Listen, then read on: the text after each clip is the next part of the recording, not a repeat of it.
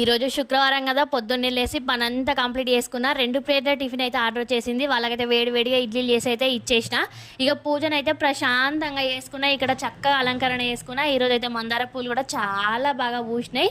చక్కగా అమ్మవారికి అయితే పెట్టుకున్నా. ఇట్లా నిండుగా పెట్టుకొని చక్కగా అలంకరణ చేసుకుని అయితే పూజ అయితే ఇట్లనైతే కంప్లీట్ చేసుకున్నా. పూజ ప్రశాంతంగా చేసుకుంటే మనసు కూడా చాలా ప్రశాంతంగా ఉంటుంది. అమ్మవారికి అయితే ఏకహారతి ఇచ్చుకున్నా. నేను కూడా హారతి కళ్ళకి అద్దుకున్నా. చక్కగా మీరు కూడా హారతి తీసుకోరి. ఇక్కడనైతే పాల నైవేద్యం కింద పెట్టుకున్న. ఈరోజు అయితే అమ్మవారికి పాల నైవేద్యం కింద పెడితేనైతే చాలా మంచిదండి. ప్రతి శుక్రవారం కూడా అమ్మవారికి అయితే పాలైతే నైవేద్యం కింద పెట్టండి. లేకుంటే పాలతోటి చేసిన ఏ ప్రసాదం పెట్టినా కూడా మంచిదే. చాలా అంటే చాలా మంచి జరుగుతుంది. ఇట్లయితే ప్రతి శుక్రవారం నేనైతే ఇట్లయితే సాంబ్రాణి అయితే వేసుకుంటా ఇల్లంతా. ఇక నా పూజ అయితే ఇలా కంప్లీట్ అయింది. మీకు ఎలా అనిపించిందో కామెంట్ చేయండి.